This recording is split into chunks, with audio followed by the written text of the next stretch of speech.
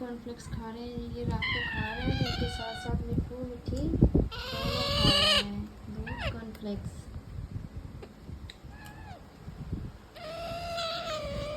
ऐसे खाने के लिए जिद करती है मिठी। ये देखो खाने के लिए मतलब क्या बताऊँ मैं।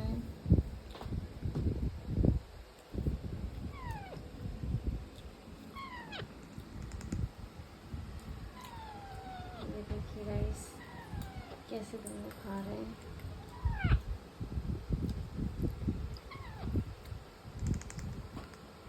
ये देखो बहुत प्यार से खाते हैं दोनों,